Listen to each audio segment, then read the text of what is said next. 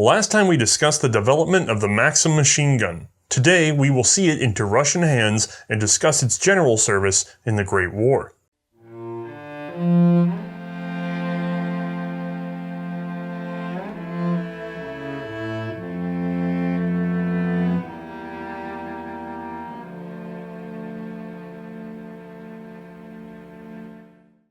Hi, I'm Othais, and this is Thin Air. Unfortunately, this time around, I do not have the gun in hand that we are going to be discussing this day. That is a focus down on the Russian Maxim Model 1910. Instead, we borrowed this previous to the show, went ahead and fired it, got some hands-on, and now we're able to release this later, having already covered the MG08 that you see here. Now, this is a remnant from the previous episode because this is part 2 of 2. So if you haven't watched this guy's history, well, you need to roll it on back and check that out before you come here because you're missing out on a lot. All right, before all that, we need to go over to the light box and actually see what we're dealing with. First things first, this gun has had some World War II style updates, more on that later in the show. At 43.6 inches long and weighing in at 44 pounds, it's pretty comparable to the German MG08 we saw last time. The scales start to tip, however, when you add this nearly 100-pound rolling mount with shield. Again, like the MG08, these were issued with 250 round cloth belts,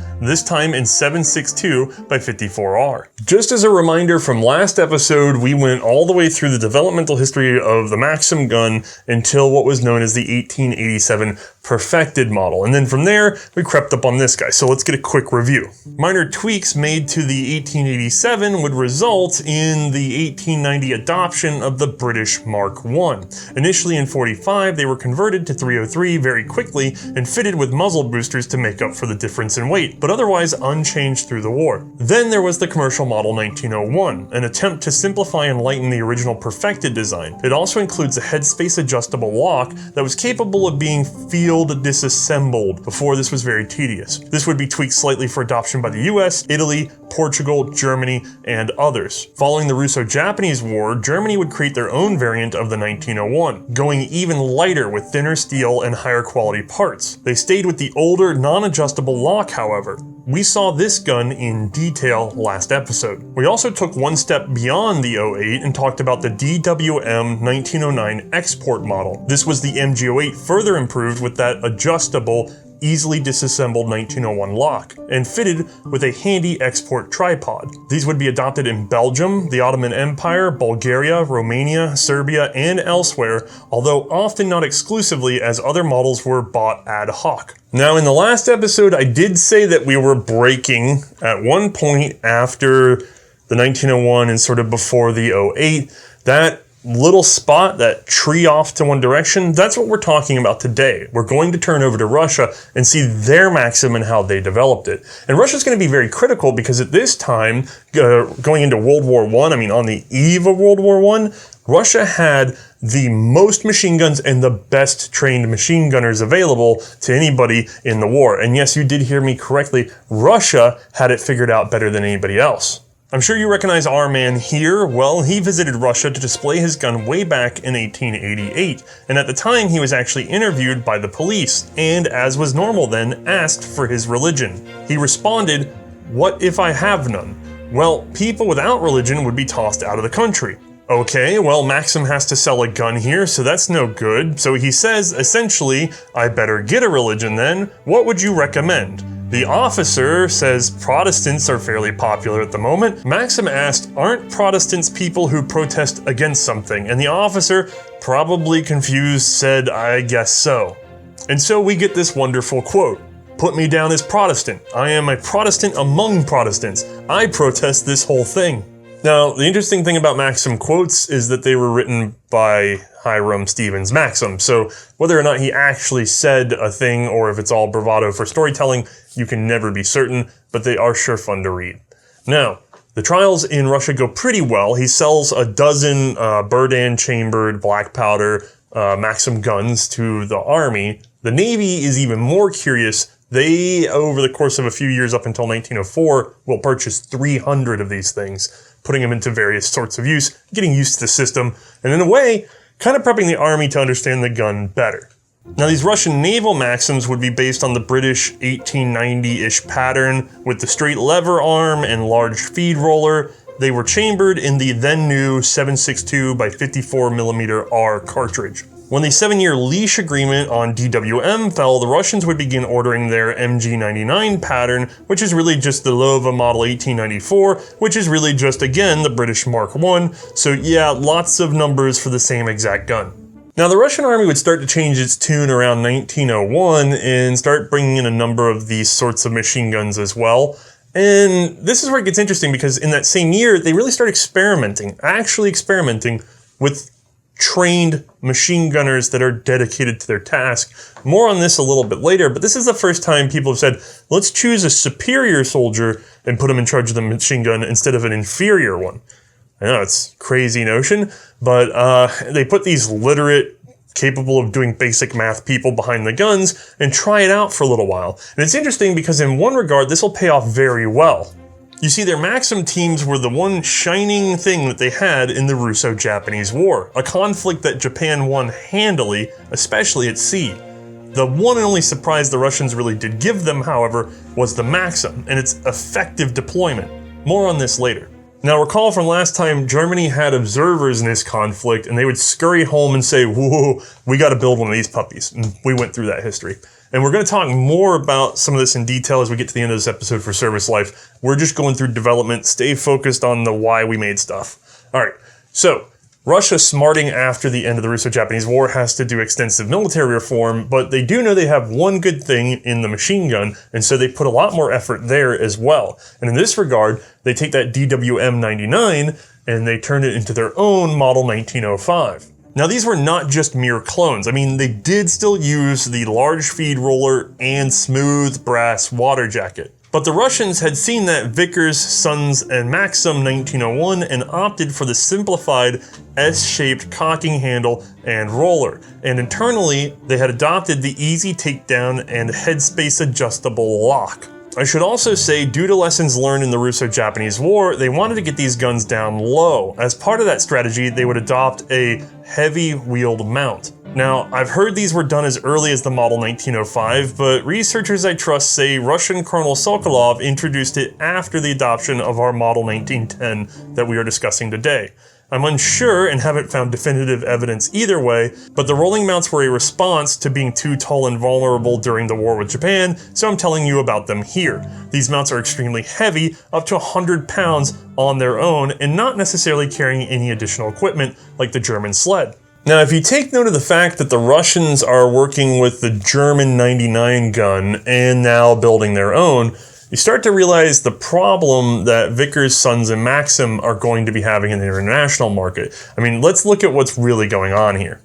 Outside of the brand new Russian plant, there's 4 manufacturers of the Maxim that we're concerned with. Vickers, Sons, Maxim, RSAF Enfield, Deutsche Waffen and Munition Fabriken, and Spandau. Now, the 2 government arsenals, Enfield and Spandau, they're of no concern to commercial exports. They're only producing for those countries.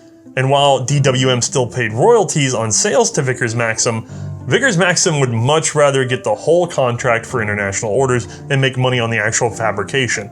So, attempting to compete against their own licensed partner, they would again try and improve and lighten the Maxim gun. This resulted in the Maxim model 1906 New Light. It used higher quality, thinner steel, kind of like the 08, plus aluminum alloy parts. The feed block was one such part, fitted with the old pattern roller for more reliable feed. The 06 was also equipped with a corrugated thin steel jacket. This was lighter weight for the same strength, but also had a slightly greater surface area for cooling. The barrel was also improved, now widened at the front to allow for more assistance from the muzzle booster, which in turn became simpler and somewhat skeletonized. That helped to slow the buildup and effects of fouling. Total weight of the empty gun fell to 40.5 pounds, and while it is still an improvement over most prior models, it's not beating the MG08. It didn't really garner much attention and proved to be a commercial failure, with one glaring exception that we will see in just a moment. I mean, basically they're losing control of their own product. They're losing out to the German producers. And so, this is going to force some hard decision making. And in the long run, in another episode, we're going to see that what they ultimately do is go pursue a new patent for a new modification of the gun that will lock out anybody else from producing it unless, again, they license and negotiate all over again. This gives them many more years of protection. That gun is going to be the Vickers gun. Now, in hindsight, we know that that's a very strong winning strategy. The Vickers is a very impressive gun, and we're, again, going to get to see that. But I did say there was one exception to people liking the 1906 New Light, and that would be Russia. Russia actually liked the gun because it was easily adaptable to the current pattern 1905's production lines. They could adopt it without making a whole bunch of waves and still get a lot of benefit. So they swapped some parts around, changed a few tolerances, added the corrugated water jacket, and worked up a dedicated muzzle booster, and blammo, you have the Russian model 1910. I say dedicated because they did not take the 1906's open style booster, and instead opted for a very close copy of the original British Mark II. Overall, the Russian model 1910 saved 16 pounds over the previous 1905. Now this time around I do not have the gun on hand. Usually when I do this I film a bit of a teardown wherever we manage to do the shooting of the thing, and in truth I did do that, but at the time we had not secured the MG08 and I went way too far into this. These are basic Maxim principles that I'm demonstrating, and you saw them last episode. The only real difference here is that lock, and we explained it also last episode. So instead, I'll just point out that this was indeed a post-war Maxim with an updated tractor cap on the barrel jacket. This actually came about thanks to the Finns, who added an easy access opening in the 1930s to be able to toss in snow to keep their guns running cooler than ever. Russia would copy this in 1943. Now, I've disappointed you on not having it here, and I've disappointed you on not really tearing it apart because it's just redundant from last time. I'm going to do it one more time because there's no reason to animate it. It works exactly the same as the 08. The differences are all in the jacket and materials. It does have the slightly updated lock, but internally it looks no different. It's just the ability to break it down and work with it. I mean, yes, the parts are ever so slightly different shaped, but they change nothing about the operation. So I apologize, but at least we get to save some time when we cut straight over to Mae's demonstration of the 1910.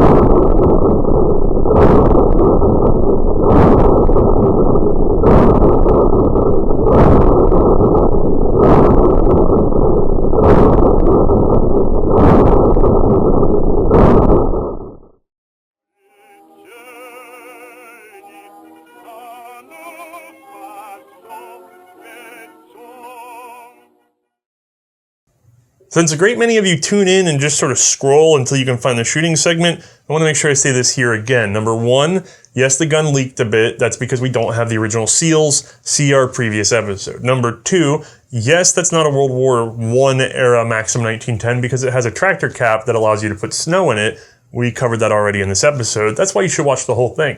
And number three, Those steel belts are also not really World War I. They are, however, Russian and beggars choosers. That's what we had available. That's what we took, and we still got a very good feel for this gun. And as you saw, we had a great little loading system with a zip tie there. I'm sure a lot of you like that, but you get it done however you can when you're in the field trying to make a couple tens of thousands of people happy about their history lesson. All right, so all of that aside, I think we got a good look at the gun. And we are at the end of the development cycle for the Maxim. The Russian 1910 is sort of the last one to really get settled in before we get into World War I. Not that it's the best system, but it's the last one settled in.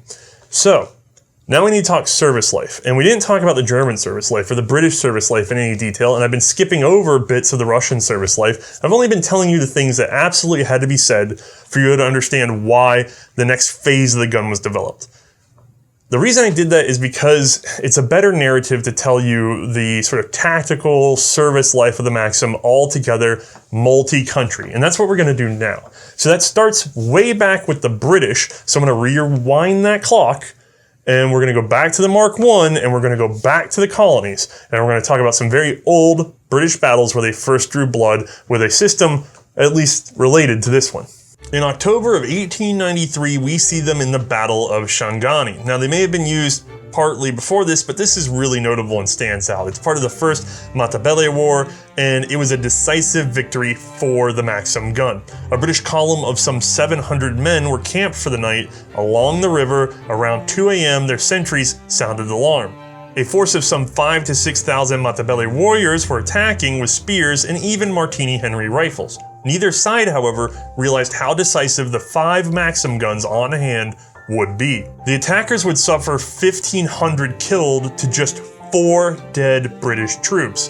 One soldier was quoted, "For the Maxims far exceeded all expectation and mowed them down literally like grass. I never saw anything like these Maxim guns, nor dreamed that such things could be."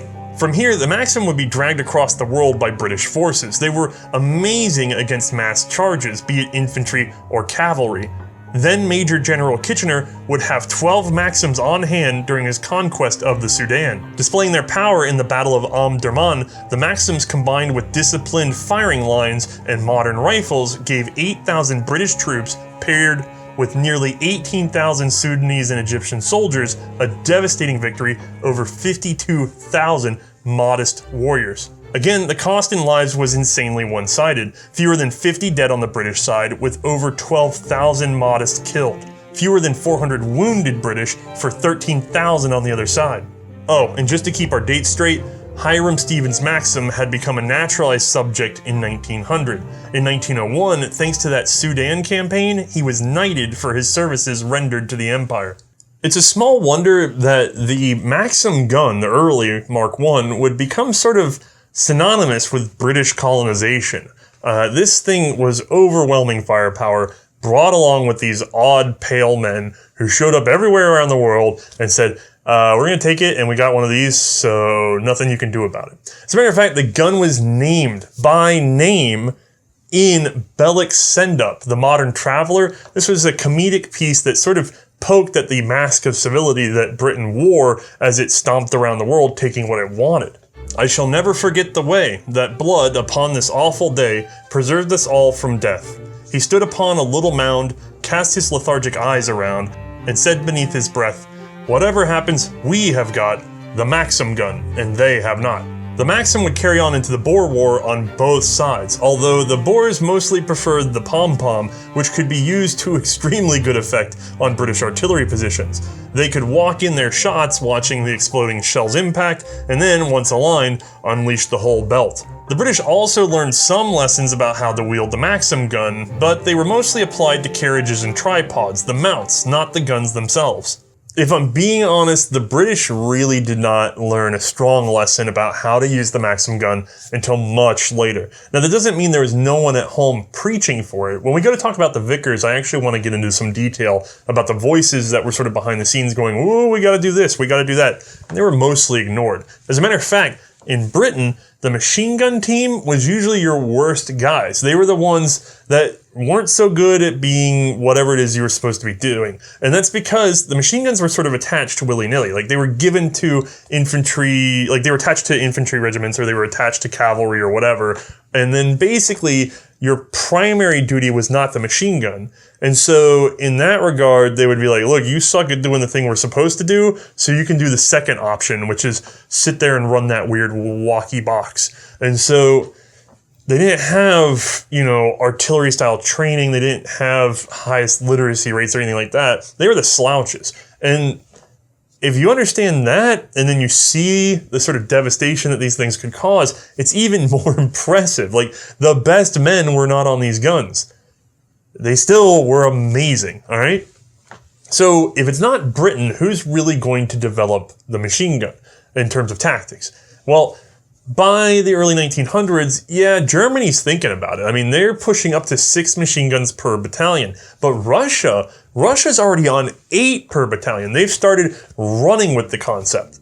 Like I said, in 1901, they really started pushing for some experiments, including 5 companies of dedicated machine gun troops with superior strength, keen eyesight, and a requirement of literacy. They made being a machine gunner a more elite position.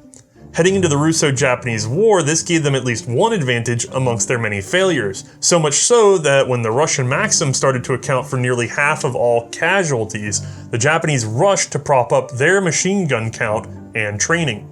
By example, 16 Maxims were fielded at the Battle of Mukden, which might have been the largest land battle before the First World War.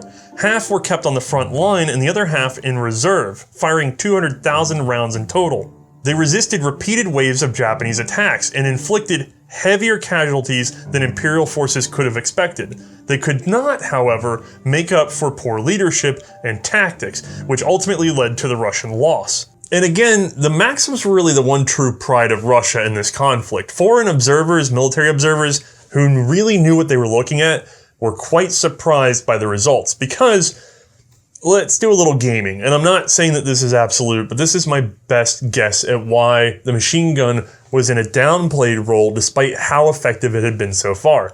Because previously, we're seeing these guns used against peoples who don't have rifles at all, or if they do, they're much weaker rifles. They're more poorly trained. They don't have really good cavalry skills, and if they do, they're not the same armed or massed cavalry. In other words, you're using them against indigenous populations who are not competing with the power of Britain and the training and the proper army of Britain or whoever is out there in the field. So if you are sort of a European mindset, and you think, what if 2 major powers get into a fight, like Japan and Russia, recently modernized Japan? I mean, this is a conflict, by the way, just for history buffs. This is a conflict that sort of proves that Japan is a first world power. People have to stop and go, what just happened? There's a country in Asia that can hammer a European country. Anyway, you think if I'm fighting another grade A army and I've got this thing on a carriage, well, yeah, it's great at getting massed, spear people, but what's it going to do when there's actual marksmen on the field? I mean, you're just going like this, okay? And again, Britain's not fielding their best guys, so they don't have a lot of hope for this anyway. But, I'm doing this, I'm a big, loud target. Surely sharpshooters have to be able to take it out fairly easily because it works at the same range as a rifle. It doesn't work further than a rifle. I mean, it does a little bit in that it's stable, but any one rifleman can lay down and take a beat on this thing, so it shouldn't be that hard to defeat this. And then also, look, we got way better cavalry. They could probably rush this thing or come at it from a flank, and there's just no way. But then, when you see the Japanese, who have like really strong attack, really dedicated attack, and good weapons, and they can't punch through these things, and they're not taking them offline quickly or easily, well, now you're going, wait. I can use these against other Europeans? Oh, now I'm really into this. So like we've already covered, Germany would go for the 08 program, and Russia would double down with their Model 1910. So that means in the most general sense, and there's lots of little exceptions that you can point to, and we're going to cover each country a little bit more by their predominant weapons. We have plenty of time to explore each of them with machine guns that they actually did field, and we'll get into much better detail than this is the broad understanding. But Britain, they're not as invested as they could be. They had every chance to get ahead, and they did not. And they had people who knew very well what to do, who are not being listened to. We'll see that later. France is actually doing a little bit better in terms of numbers and maybe even training, but that's a whole other story. And now we're talking about minor powers. Well, a lot of them have like DWM 1909 exports in very small numbers, and they're being treated as auxiliary light artillery and things like that. This varies though. There's other smaller countries that took them more seriously but didn't have the ability to produce enough, or they took them seriously sort of at the last minute. I mean, again, we already covered Belgium was touching, in 1912 they were pulling in their version of the 1909, and, they were gearing up a pretty smart program, but there's not a lot of time before war were declared.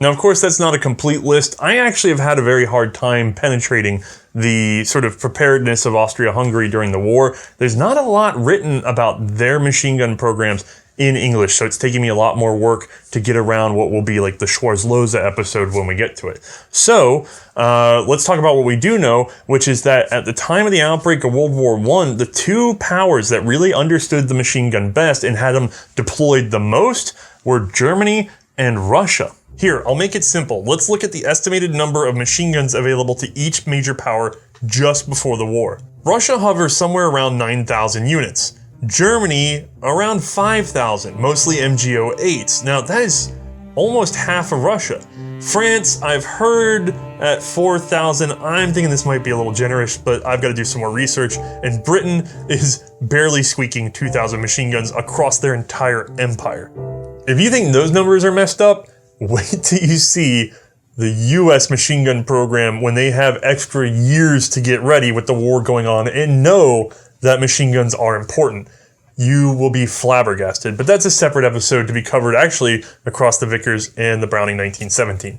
Turning back to our point, those gross numbers don't even represent the training that goes into the machine gun teams. I mean, in that case, we're looking at it and you say, oh, this country has 4,000, this country has 9,000, so it's like double. But then you have to add in the experience and the training, and it starts getting further and further apart. Now, France did a better job than probably the worst man on that totem pole at that point, which was actually Britain. And again, I want to talk about this in detail, but the BEF coming to the aid of France carried probably about 100 machine guns in total for their entire line against Germany, who had trained and experienced an emphasis on machine gun teams.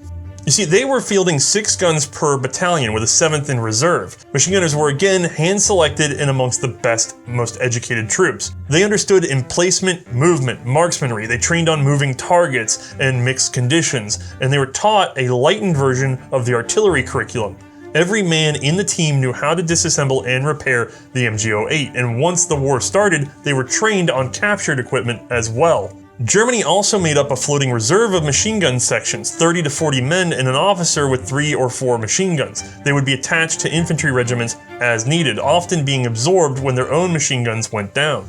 They even developed machine gun sharpshooters with an emphasis on attack. These later were formed into official companies and again used as floating reserves. They were applied at active hot points or breakthroughs. Over the course of the war, the number of guns in an MG company in Germany would rise to 12, and as we saw last time, production screamed to keep up. Now, if you recall, Russia had 9,000 to Germany's 5,000 machine guns. They also had 8 in their battalion to Germany's initial 6, although like we saw, this rises pretty dramatically during the course of the war. So that means Russia had a pretty good head start. I mean, these are statistically significant head starts. So that means that as good as Germany was, and as much as we remember the German machine gun, I mean, that is really built into World War I, is the idea of the German machine gunner. Well, then the Russian machine gunner must have been even more terrifying and even more widely deployed, right? I mean, these guys have to be awful. One big problem. Russia made a critical mistake in their machine gun program. They made that Maxim too important. Officers were told the valuable and hard to produce guns were worth more than the crew or themselves. Other countries did not. They favored the trained personnel over the replaceable equipment. That means the guys in charge of placing the Maxims would do so very conservatively, holding them back behind infantry and rarely using them on the attack. Russia also never really developed a solid light machine gun and relied on a trickle of them from Allied forces.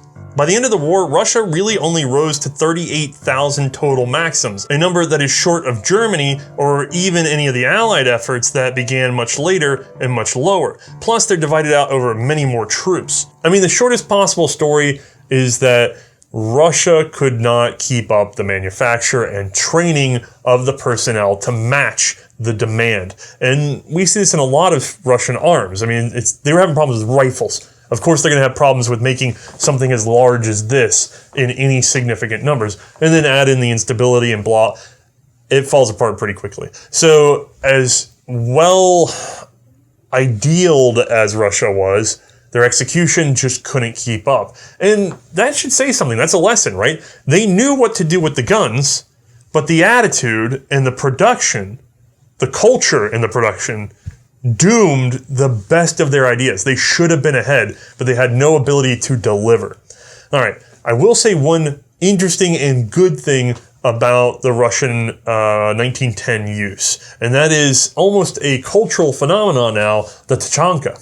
This was just a civilian horse carriage with a Maxim slapped on the back. It doesn't get any simpler, and yet this combination on the Eastern Front with the loose moving forces was devastatingly effective. The Tachanka could advance with cavalry and provide concentrated firepower that well outpaced any infantry. If retreating, the rear-facing gun was also excellent for chasing off any pursuing enemy. While used somewhat by the regular Russian army, the Tachanka really took hold in the following civil war, where it was a favorite of the Ukrainian anarchists. Although now we're stepping out of our topic, so let's get back to the gun. At this point, if you have not noticed, the Maxim is dang near ubiquitous. Even armies that did not produce or adopt this gun would put captured units into the field, and thanks to their component assembly and availability in nearly any cartridge, it was always a cinch to convert them to whatever you were using at home. As a matter of fact, despite being a manufacturing powerhouse, the US experimented with converting .08s to 30-06, but the war wrapped up before the idea was implemented. Some 16,000 would be brought home anyway, many partially destroyed for distribution to American Legion and veterans of foreign wars' halls. The remainder were actually dumped into the ocean by the Raritan arsenal just before World War II. And speaking of, despite being so damned common in World War I, many armies moved away from the Maxim by World War II. Minor nations certainly kept a few around, but with Allied aid, even they would generally get upgrades of some sort. The two most common users in World War II would actually be Russia, who kept production of the 1910 through that war, and China, who adopted their own version of the DWM Model 1909, naming it the Type 24, which means it was put into production in 1935. Whoa, that's late. Because of that post-World War I and into World War II production, China and Russia would actually be the largest producers of Maxim guns over the course of their entire service history. Now, that doesn't mean that they were the biggest producers in World War I. They didn't show up until much later in those big numbers. But it's still pretty cool. And I should say, even though you don't see the Maxim in a lot of places in World War II, I mean, really it's relegated to second and third line duty, it's not because the guns don't work or that they're a bad design. It's that simpler guns came about, especially lighter guns, and very importantly, air-cooled guns. They really emphasized quick change barrels over having to handle this jacket, keep track of the water, and build up these big stands. We're really going to be moving into an era of either a highly dedicated, very stable heavy machine gun or a highly mobile, very light machine gun. I'd love to talk about that someday in the future. Winding things down, let's check back in on Hiram. Despite his knighthood, Sir Maxim was growing older, getting hard of hearing, and was much better as an inventor than as an engineer on the line. In 1902, VSM offered him a flat £1,200 salary to come in and work as little as possible, so stay home. He took the offer because he was over machine guns anyway. Since the early 1890s, he had been working on airplanes. Yet he built a giant boiler-powered twin-prop pusher airplane attached to a rail. It was supposed to just prove that he could generate enough lift to be successful.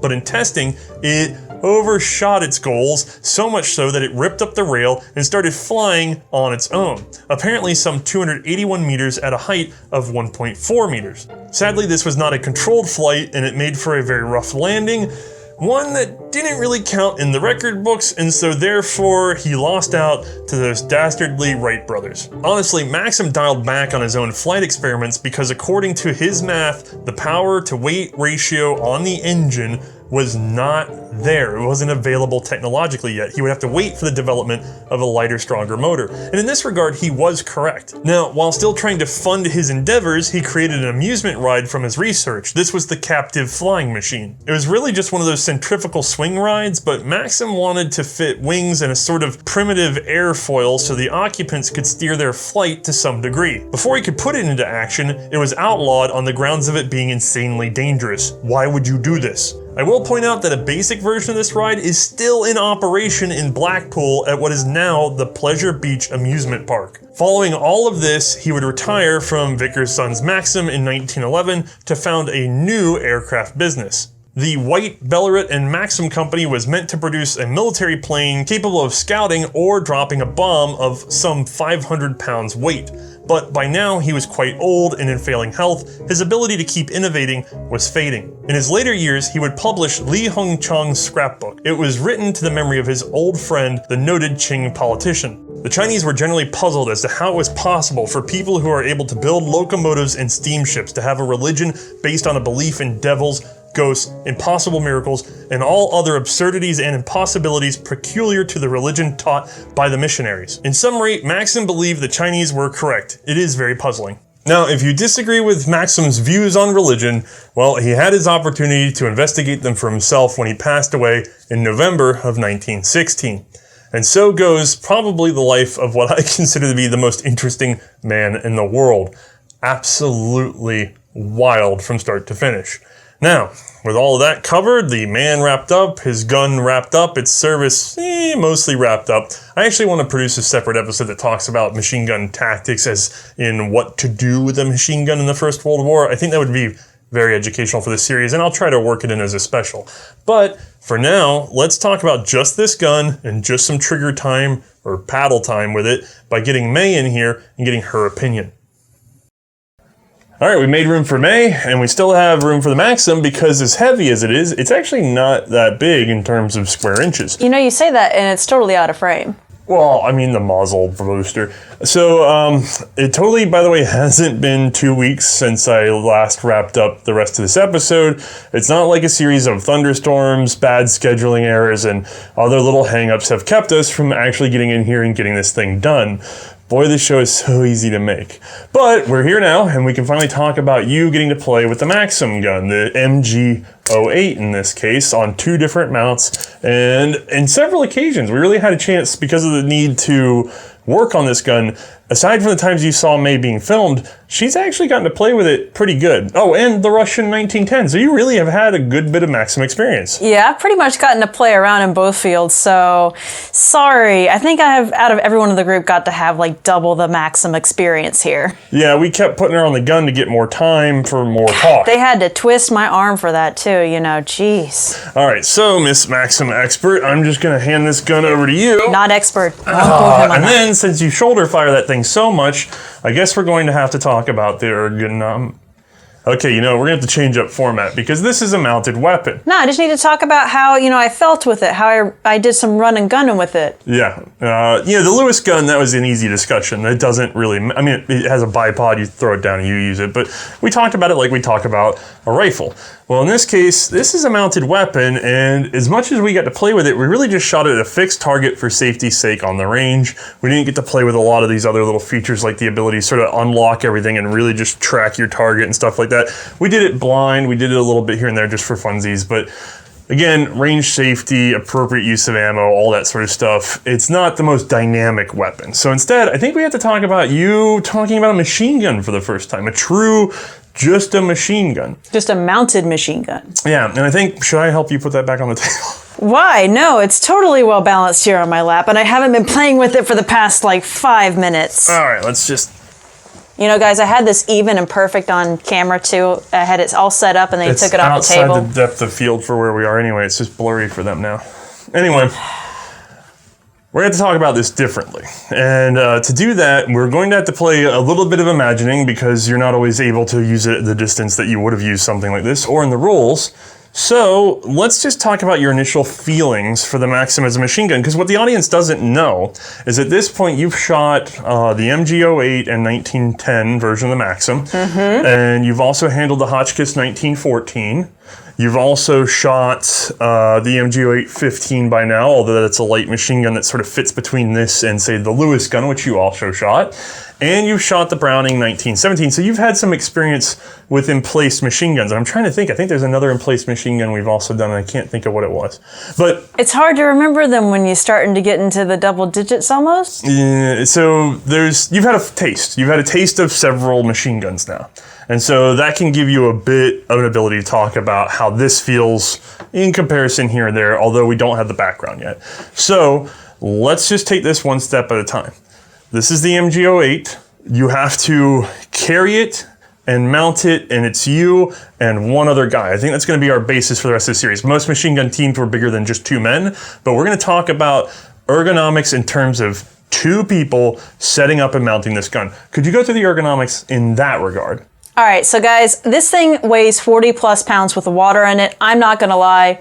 That is very heavy. And I know I've said it before on range, even just handling something 10 plus pounds and shouldering it, I can't imagine doing something with that with this. So gonna go ahead and say never attempted it, not ever going to attempt it. But when just carrying it around from one side of the field to the other, I can see myself doing that. I mean, yes, I'm not a male, but even being a female, I still felt like it wasn't gonna be that difficult for me to just at least carry it two-handed underneath and just run around with it. You know, I still felt that was doable. I guess working in a shipping department at one point in my life kind of helps pay off here in this situation. But honestly, yeah, that's not hard. When it comes to the mounting, yes, it is definitely going to be a 2-man situation. So for the German sled, I definitely found between that and the Swiss tripod mount that we had, the German one was actually slightly easier in terms of just being able to get it in. It wasn't as finicky. And then the legs, you can basically just have one person like setting up, pulling back the front, and then the other person in the back just making sure the back legs are secure. That one was pretty straightforward. For the Swiss tripod, the legs got to click in like one at a time. Yes, you can do them both at the same time, but you got to make sure that teeth are in the same slot, and that can be a little bit annoying.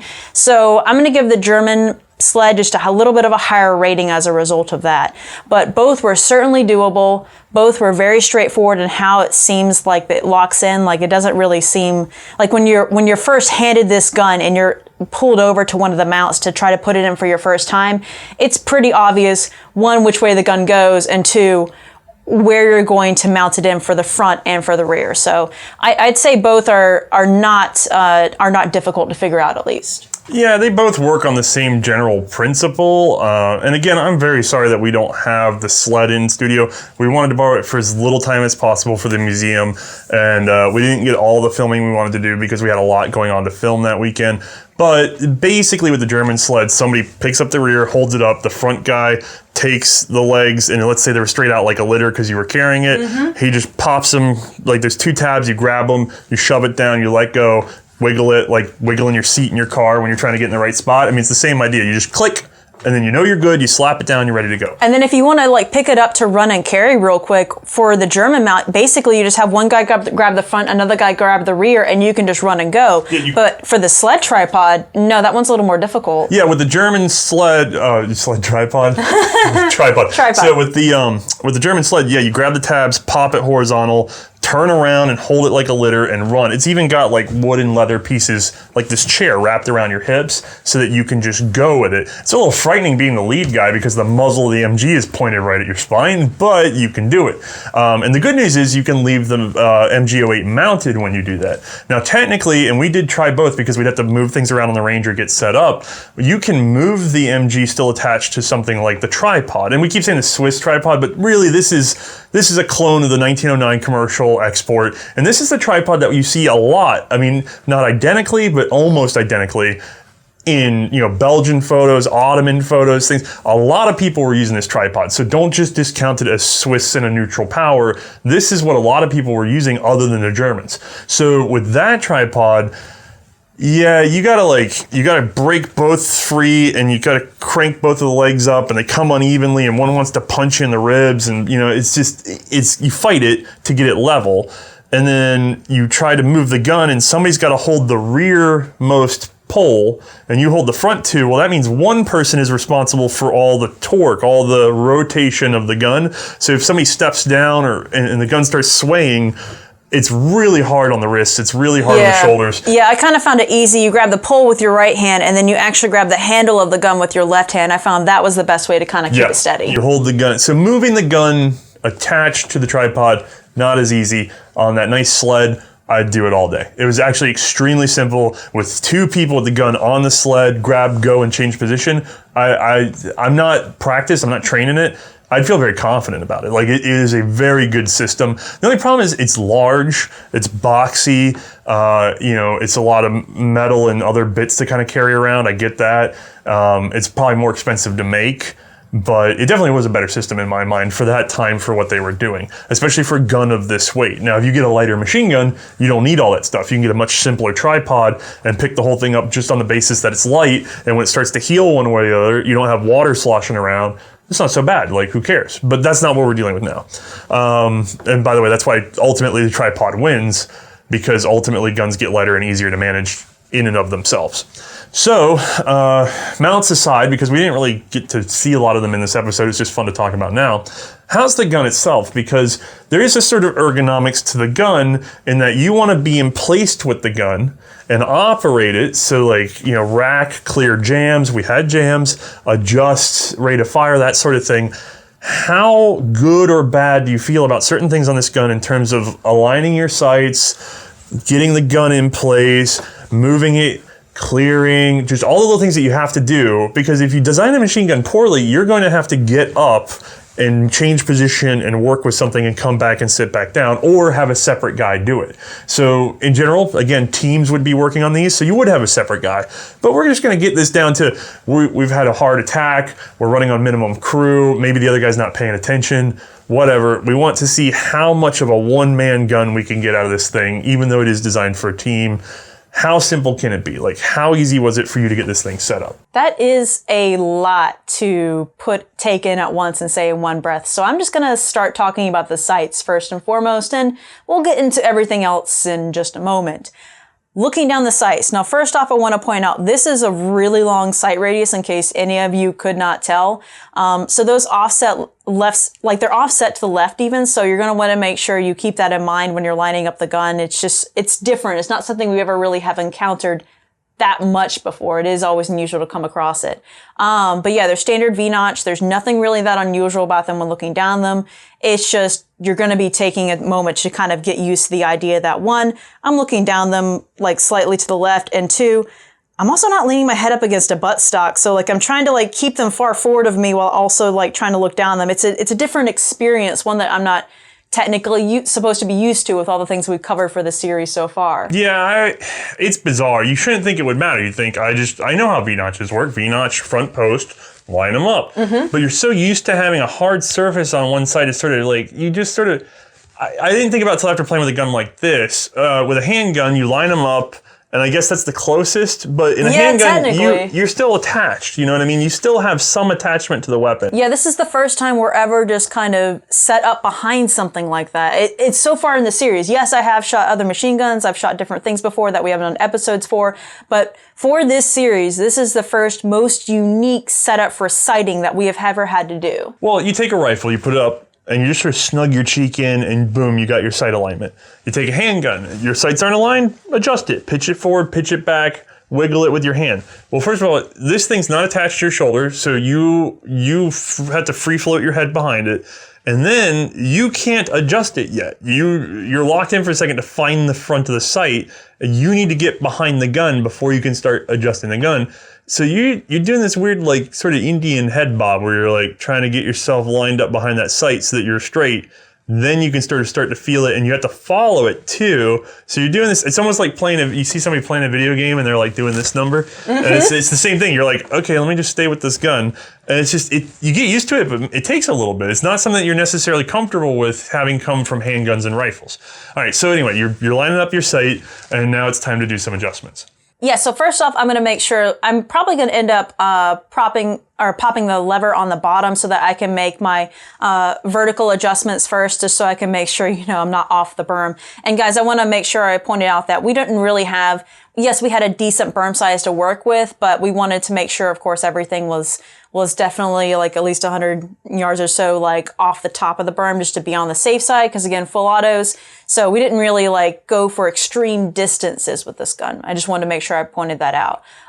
But yeah, so basically I'm going to make my my vertical shot line up, or my vertical sights line up first, and then I'm going to lock the lever, and then I'm going to go up top and unlock the horizontal lever. And from there, that just lets you make all the gross adjustments. And you can also make your fine adjustments there too, because once you've got her pretty much where you want her to go, you can just tap her from one side or the other side to kind of get her spot on for where you want her. I will say vertical on both mounts, and all the other mounts I've seen, has much more thought put into it than horizontal. Yeah, they've always got like at least a dial or something that kind of helps you make those incremental adjustments way better than the horizontal ones. Well, we have some spare footage that I can show you, but basically on the horizontal side, it's locked. It's either locked or unlocked. And there's a little friction. Like if you get it halfway in, you can get some tension. And then just with that little bit of tension, you can bop the gun over it sort of incrementally. But it's very Kentucky, you know what I mean?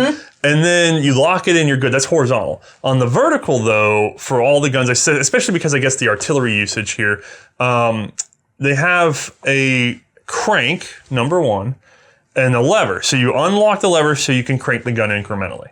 But then there's also another lever attached to the crank that you can unlock and pop so that you can then freely move the gun up and down grossly. So you can do a gross adjustment, lock that in, and when you lock it in, it'll lose a couple degrees. Like it's never perfect. It's kind of like when you adjust your seat in the car and you get it just right, and then it clicks. Like it pops right in. Then you have your fine adjustment on the dial, like you were saying. So there's a lot more thought into the vertical because, again, they want to be able to dial that in so that they can do, air denial or just like a broad patterning of rounds. We're going to talk about this actually in a separate episode. I'm going to create a special that just goes through what it is we're trying to accomplish with a mounted machine gun. Because as we did this episode, I realized I got to tell you guys how to use these things. They don't work direct fire all the time like everything else we've worked with. They're not as easy to understand as a handgun point and shoot or a rifle point and shoot and sometimes volley. Like we want to talk about beaten zones. We want to talk about harassment. We want to talk about a couple other things. But anyway, so like Mae said, limited range. We did not get a chance to freewheel the gun, but we can theorize. So you got her locked in. You got her finely adjusted.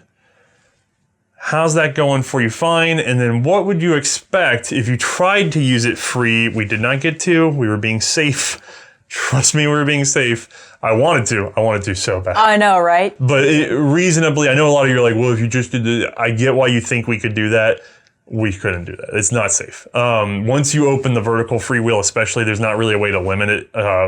So it could have been bad. So assuming freewheeling, how much luck do you think you'd have with this? Let's just talk about the fixed first for a moment here, because I feel like I need to start there because that's really how we handled it on range. So I'm going to be looking down my sights, making sure everything looks good, and I'm going to take a few shots. Now, I'm going to be using these as test shots to kind of do two things for me.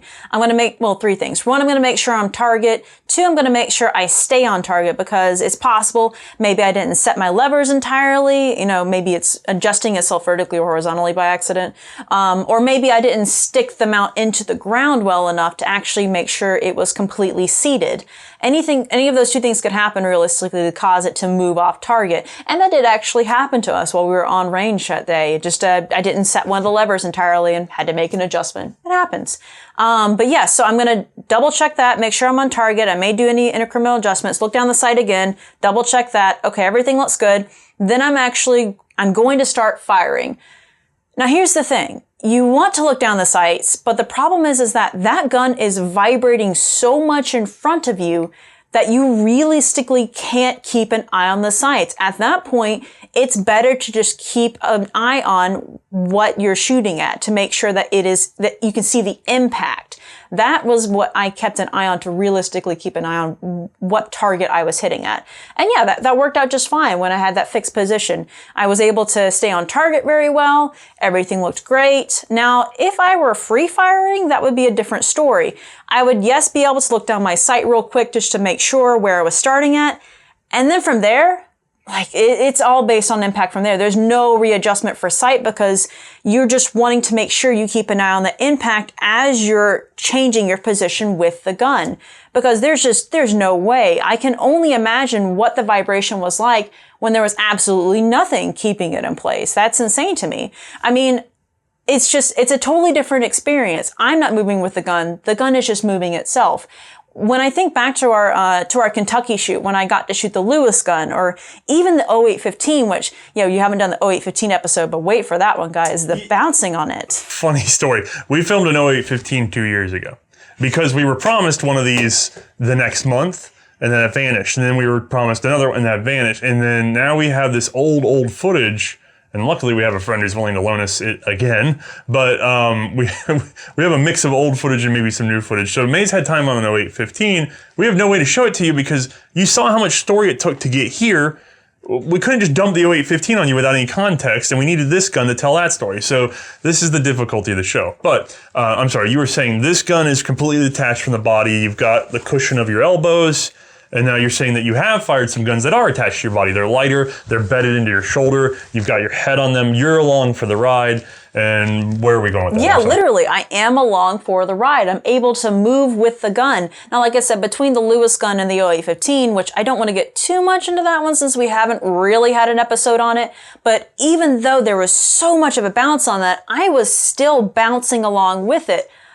Unlike the 08 here, which it's just fixed in front of me moving along while I'm just desperately trying to keep an eye on where it's actually shooting at. So yeah, it's a totally different experience, something I haven't quite had to handle before. And I can honestly say this is the first time I was focused on impact only and not on sights. Yeah, you can see why tracer rounds became very important in machine gun development because realistically, you're watching for the effect from after the first shot. Pre-shot, use your sights. After the shot, watch what you're doing because there's so much movement in the system. And by the way, some of that might actually be inherent to the Maxim design, because this uses a toggle lock. We noticed this with, say, the Luger pistol, where you felt like it had a little bit more recoil over the top because unlike linear unlocking systems like a rotating lock or, something like that, without a linear unlocking system or dead vertical unlocking system like a Bayard unlocking system, this system unlocks by bending. Well, that means it's throwing mass off center. It's throwing rotational mass.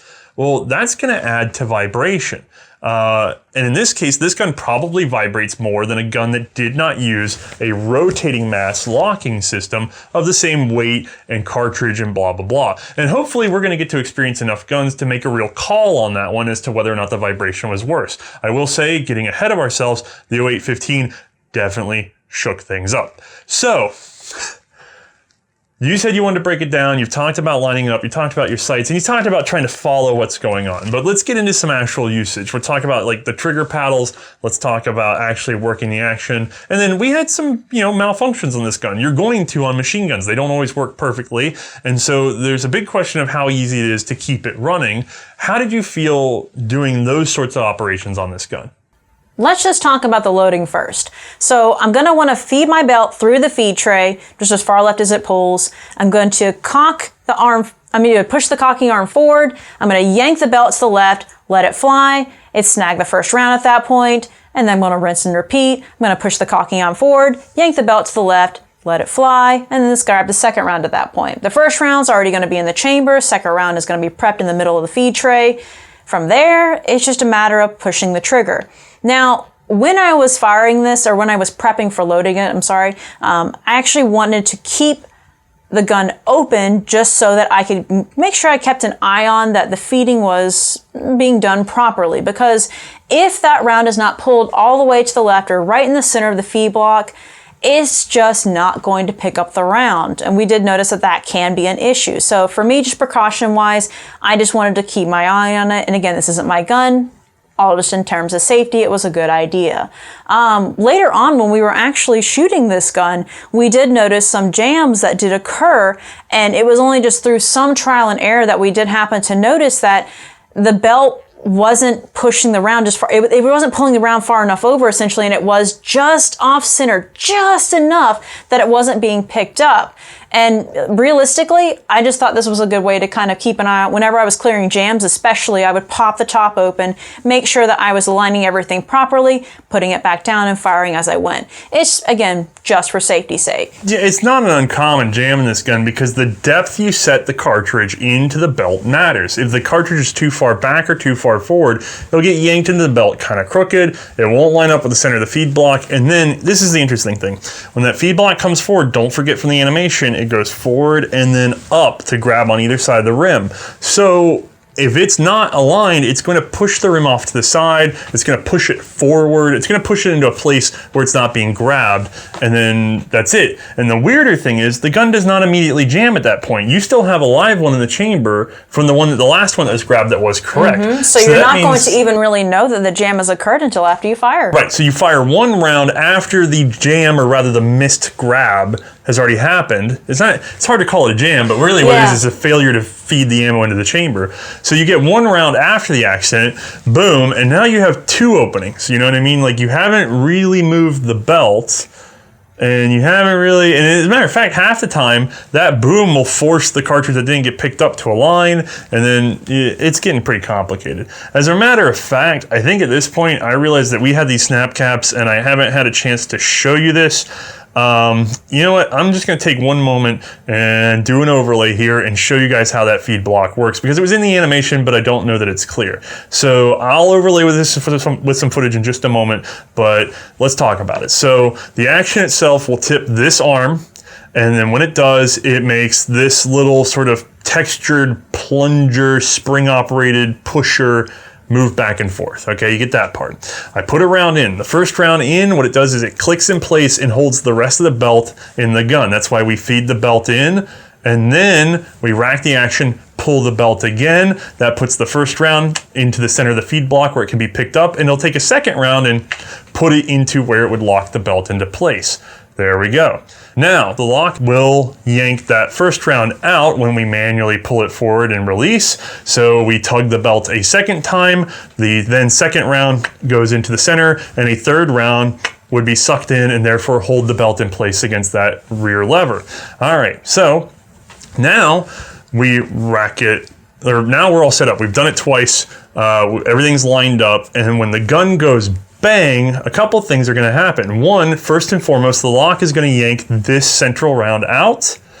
And then after that's been yanked out, the recoiling force on the overall action of the gun is going to cause this arm to tip back.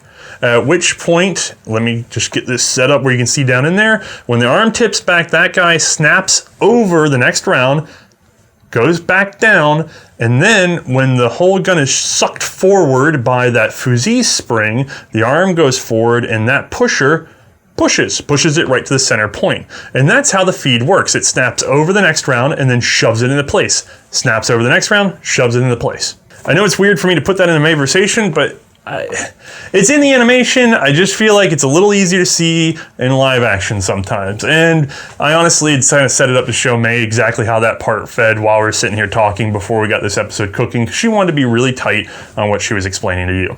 All right, so that's how you loaded the gun. And by the way, that's where most jams will come from. And the whole reason, like you were saying, that you would open this plate is so that you could watch whether or not you're getting that alignment at the center. So whenever we open that action, and we're loading, that's all we're watching. We're watching for that cartridge to be right there in the center. For a jam, we need to look in there and see where the live round is, whether something's touching something. You know, this cover is really, really helpful in terms of operating a gun that does a lot of things at once, and any number of them can go wrong on a battlefield. I love the top cover on this gun. Oh yeah, it's real simple. You just you literally push forward and it just pops open. It's a very simplistic, easy design to work with. All right, so you've loaded the gun. What next? All right, so I'm all set up to fire. You know, maybe I want to go ahead and adjust the rate of fire on this guy. Maybe it's not set up right.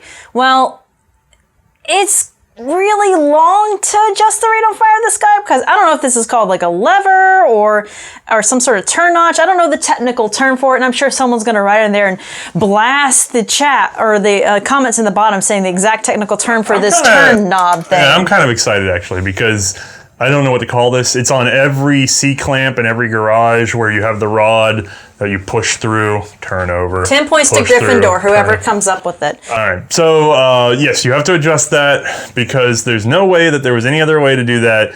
I did not set you up to maybe not explain that if you have to go a long way. This guy doesn't even tell me that you can just pop the Fusi cover off and then just turn it from there rapidly. No, he's like, come on, May.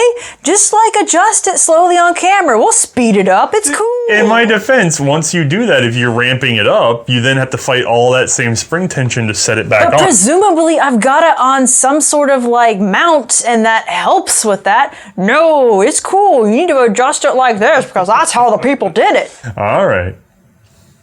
Would you like to go on to talk about firing it now? Yeah, okay, fine.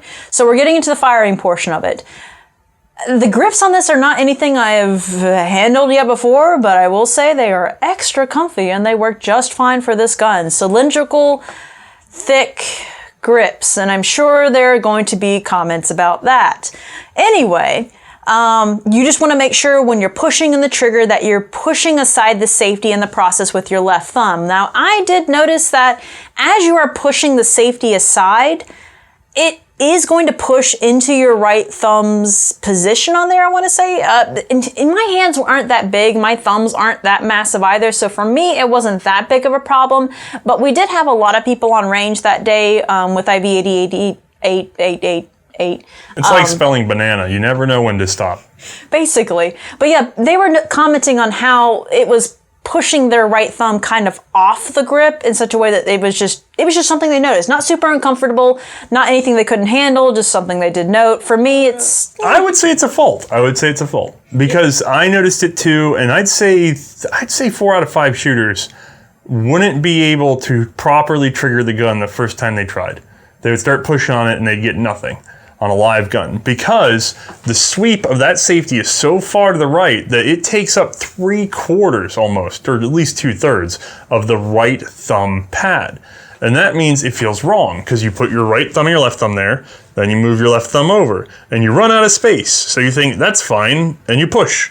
And nothing happens because your right thumb is blocking the safety. You got to go way over. So I honestly expect that what they probably more often did is take the right thumb, go over the safety, pull it all the way over, and use it in the operation of the right thumb.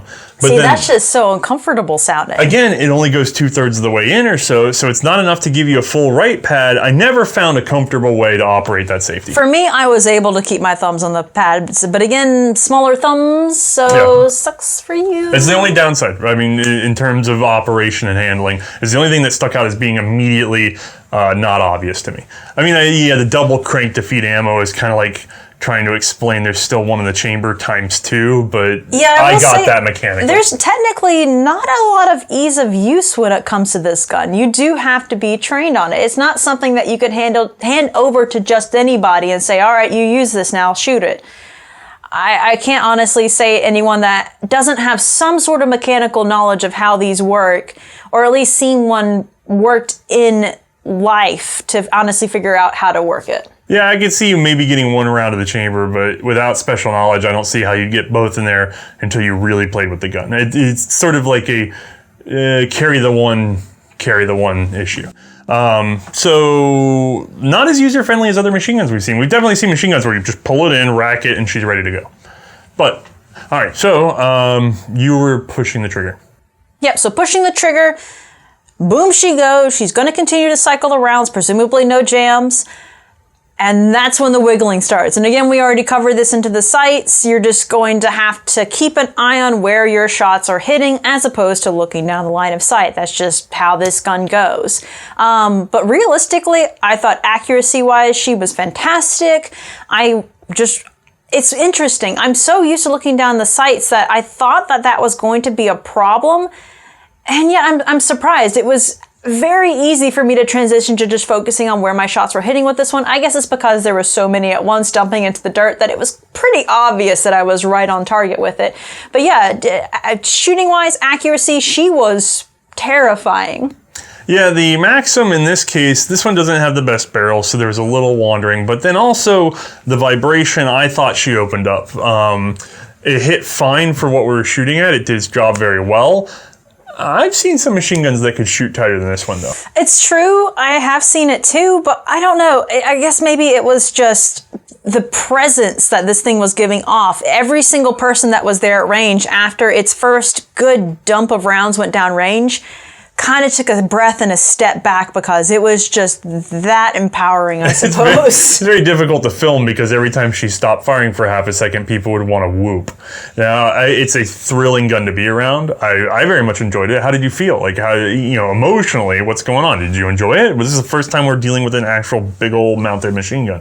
Yeah, first time ever. This was an experience to have. Certainly something that I can't see anyone in their right mind turning down. It was just so different. It was a tank. It really felt like, I guess the first time ever, it felt like there was just, I have the power, He-Man kind of sensation, Yeah, this is moving away from actually, hand or shoulder mounted. This is equipment, like more so than just a small arm. This is equipment. So it's a new sensation. I had a thrill with it, and more so than other machine guns, because we dealt with mounted machine guns. I mean, the day that we fired our first Maxim wasn't this Maxim. It was the 1910 with the Sokolov mount, and we'll get your opinion on that in just a moment. But we also that day fired a number of emplaced machine guns, so we got a taste of a bunch of things at once. And I will say the Maxim stands out as being very light when empty, and it stands out as just being sort of the most World War I. I don't know how to explain it. The others either felt antique in some weird locomotive way, hint, hint, French, or they felt almost modern in a lot of ways, hint, hint, Browning. But this thing occupied that weird steampunk wonderland of a big moving piston arm and shaking and throwing lead everywhere. It's absolutely exciting. Okay, so with that covered, the MG08 itself, would you take that into battle? So let's assume that I've got a team that knows what they're doing. Yeah, I can't honestly see myself turning this down into battle. Yes, it's a little too finicky. Yes, it's a little too bouncy. It could be realistically more simplistic. There are definitely some improvements they could make with this gun to make it all that better. Yes, it's a little too heavy too. Let's add that in there. But you know what? All of that said and done, she fired well. I was comfortable on her with a little bit of training, of course, to ensure that I could properly work the gun and check it for jams. Overall, everything said, it was a fantastic gun to shoot. I had a lot of fun with it. Accuracy was pretty dang great with it, even with a worn barrel. Like, there's way too much pro to go with this gun in terms of just how I would feel taking it to battle. It was just fantastic. For me, there are machine guns that I prefer in terms of my own life, like betting on it. But that being said, I couldn't say no to working a Maxim. Personally, collecting-wise, I love it. I don't know that I would choose anything else as a first gun to own in this sort of way. But on the battlefield, no, it works. And even for all that we say, you got to know to rack it twice, you got to know to do this, and you got to know to do that, you do have to understand the mechanism. But as confusing as it can be, for a lot of people, it's not that hard. It clicked with me very quickly once I got to play with one. It clicked with Mae pretty quickly once she got to play with one. Like, once we had the snap caps in, it was like, oh, okay, that's what's happening. We're on the range. You're operating it. We had at least 2 kinds of jam. You cleared both of them without any intervention from anybody else, and with no previous experience. You just went, I'm just going to realign the system to work, and then the system started working again. So yeah. It's not... There was no fault in the system with that. Yeah, you can get complicated with this gun if you overthink it, or you can just clear whatever's on it, reset the belt, and go, and it goes. So it's adaptable to who knows what kind of ammo. It's scalable, as we saw, to tremendous size. I think it works. I think it's the belle of the battlefield. I'm fine with the Maxim. I would take it into battle. I feel very confident with the system. And it's just fascinating because, I mean, this is this is the first for a lot of countries. We're not talking about a war-refined machine gun. We're talking about a gun that saw some battles and lots of little refinements because people were curious about it. But this thing didn't get like a huge battle. I mean, it went into the Russo-Japanese War, but in the Russo-Japanese War, it didn't really see any improvements after that. That was sort of like, you know, like the Russians did adopt a slightly better commercial model, but that commercial model wasn't based on anything that happened in that war. This is a just sort of commercially, for its own sake, refined platform, and it went into war and did very well. That's good. Like this is a gun that survived the natural selection process of World War I, not the refinement process of World War I. It came in good and it left pretty good. It's just that better things managed to come out of research, and therefore it was left behind because there were better features out there. And we'll talk about that in some other guns that survived the war much longer later in the series that we've already managed to shoot. So we've got a pretty good basis to start talking about this stuff for you guys. I hope you're excited. All right, so that leaves the other question, though, because you use the Sokolov mount. Is there any great difference between this tripod and the sort of sled, which both work roughly the same, and the Sokolov? So, like, the guns, between this one and the 1910 with shooting it, there was really no difference, like, for that area. But mount-wise, yeah, the difference was two things. One, the Sokolov mount I'm having to lay prone with, and two, it weighs a ton, which means maneuverability is not your friend. So I really honestly can't imagine mounting that on the top of a trench or even just being out in the middle of the field with it. It feels like I'm stuck in whatever position it is put in. And honestly, me with just another person, I can't see ourselves, even with another person, I can't see it being moved very easily. I would prefer a third person with that, which means my team has just suddenly grown. That's more people to account for and to have to depend on. Yeah, Sokolov mount, not my favorite. I think I'll stick with either the sled or the tripod. In theory, it should be the best. It's single-man portable in theory. In theory. The idea is that you pick up the rear and you just pull. But the weight of that thing, plus the gun, even I was struggling because we were in soft grass, dirt, whatever. You know, we were in ideal conditions for using it. Well, I wasn't trying to pick it up and put it on the edge of a trench. I wasn't trying to pick it up and put it in a cart like a Tachanka. I was just trying to haul it across the field, and it's like you get it up, and this is him, and you walk it backwards. Bigger dude. I could do it fine, but it's not pleasant. I can't figure out why it needed the solid cast wheel. It was bizarre to me why it needed the wheels to weigh so friggin' much. Like it just overbuilt, not over-engineered, overbuilt. If it had been a lighter overall, but then again, if it was lighter overall, that recoil force would really start affecting it. So I see where they were going with it. And for, you know, big, strong guys that got something to prove, I imagine it's quite usable. I see photos all the time of people hauling it around, just towing it behind them. So if you want one man to move one gun mounted to one not tripod, okay, fine. Even with the sled, as much as we like it, the sled, the best you can do is sort of put a rope on it, fold the legs back, and one man can sort of pull it like a sled. And one man could pull that, but it's not gonna be as easy as the Sokolov. So in that regard, the Sokolov wins.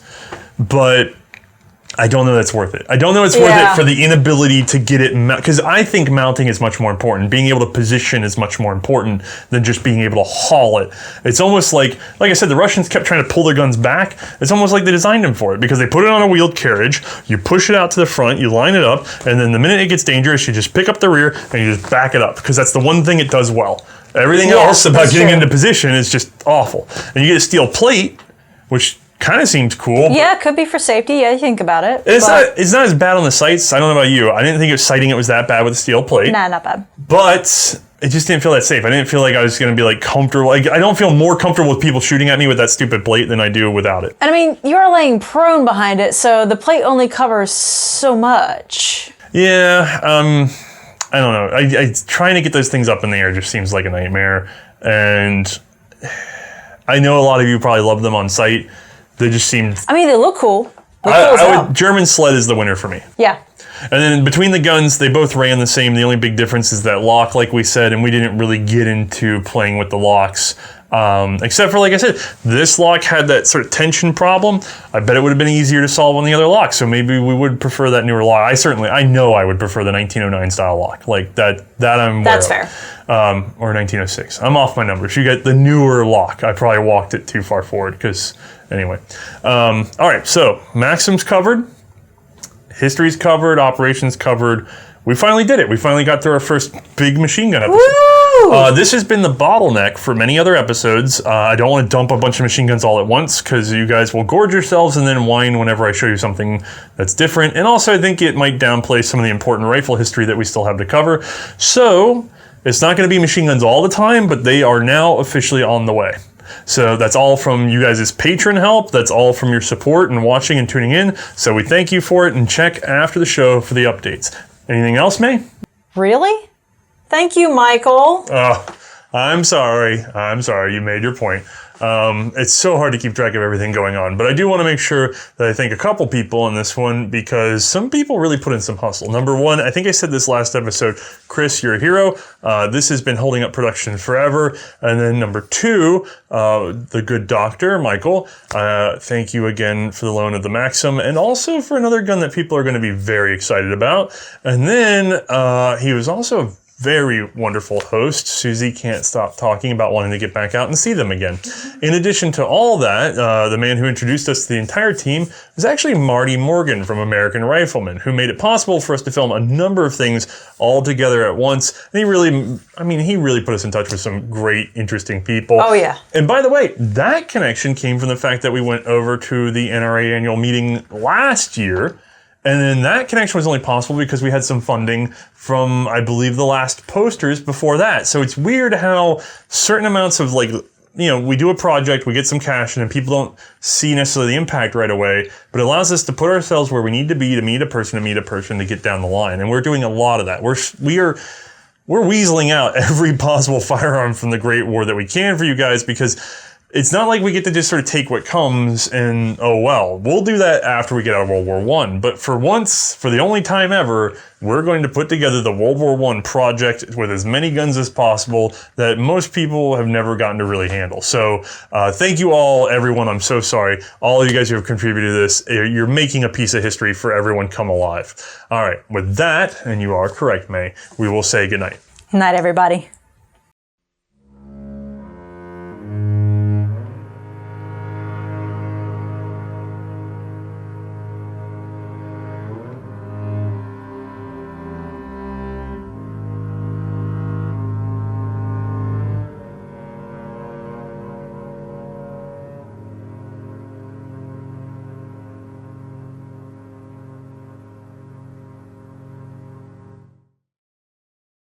All right, guys, you made it to the updates, and it's very professionally finished, so that can only mean one thing. We want something. And what's it going to be, Mae? We're going to do a separate video. So check the channel. It's probably already up because I think I'm going to launch them together. But if not, it should be along shortly. But yeah, it's t-shirt time of year. If you're watching this much later, I'm so sorry because it's probably not t-shirt time of year. Yeah, it's only a 30-day period that we do this, so sorry. All right, at the end of all this, I did want to thank somebody else too, though, while we had the update going, because we had a gentleman reach out to us and provide us an entire ammunition can of 8mm Mauser. Oh, yeah. Thomas, you're a hero, because this gun needed, it was the steel case stuff, so we actually ended up with brass to do the proper filming, like the filming, but then later we realized we wanted to play with the rate adjuster, so we ran some of the steel case. And it's fine, it didn't hurt anything. No. But he gave us enough of it that we were able to really dial this gun in. Like, there were some problems. We had to work with the lock, we had to do some things. So that gift of ammunition actually got us pretty far. It really did a ton of help for the show, so thank you again, Thomas. I just didn't want to leave you out, man. I felt so bad. All right, so with that covered, t-shirt campaigns about the launch, and there's another thing I wanted to say while I know we have a pretty good audience, which is that if you go over to Patreon and you don't want to support the show, you don't want to give us money, I still put up public posts there that have to do with the direction of the show, because I feel like the people who are willing to put in their cash are kind of like shareholders, and so I go to them when I have decisions to make about what we're doing. And one of the decisions I went to them with is something called Squib, which is going to be a series that is exactly the same as Primer, that stands in place of Primer when we cannot get our hands on a gun. Because so many times we struggle to get a gun, and then we get it in, and huge expense, huge effort, and there's lots that it's taken forever to get a hold of it. We do the episode, and then what's in my inbox the next day? Like 3 messages saying, hey, I've got one of those. And it's like, where were you this whole time? And it's because a lot of people tune in for what they already have. So there's some rare guns that we've put a lot of effort into that we have come up with nothing. And I mean, lots of hours. And now we have all this information about them. And we've even found them in museums where I can physically put my hands on them and film them and show you things, but we can't shoot them. So Squib is going to be a series that's just the same as Primer, without the shooting segment, and unfortunately without your Mae-versation at the end. So basically it's C&Rsenal without Mae, I'm sorry to say. I don't know how that even exists. It's not like I'm the face of the entire show. Just taking over now. Thank you. If that disappoints you, try not to let it, because here's what's going to happen. We'll release a Squib instead of a Primer every once in a while, and you'll get to see a gun you would not have seen otherwise, and then hopefully it will lure out the gun. And if it does, we are designing Squib in such a way that there will be an insert where the shooting segment would be and an insert where the Mae-versation would be, so that later on, if we get to shoot the gun, be it 2 weeks later or 2 years later, we will let Mae shoot the gun, we'll film her, and we'll go back, pull the episode down, stitch it in, put the episode back. I mean, it doesn't really work like that, but you get the idea. Yeah. We stitch it in, flip the episode, and now instead of being called episode 83, Fiat Revelli Squib, it becomes episode 83... Primer Fiat Revelli. So, and then it has a shooting segments. And by the way, that allows us to stack it in its relative place, because we really ended up being stuck on this gun for 2 years. Yeah. We've had them in museums. We've been able to lay them, put our hands on them, touch them, smell them, lick them if we even could. Don't lick them. I mean, safely lick them. The point being is we could have addressed a number of machine guns by now if we had just done a non-firing Maxim episode, and we've decided that after all the struggle for this gun, it's time to just go in that direction. So it's going to give you a better understanding of the history. I know it's a little disappointment to not get the firing, but hopefully it will bring in the firing. And when it does, I don't think we'll let it offset the filming of the next episode. So in the grand sense of it, you will get all the content. It'll just take longer to get it. All right, with all that covered, go check out the t-shirt video so you know what's up there, and have a good one. Bye.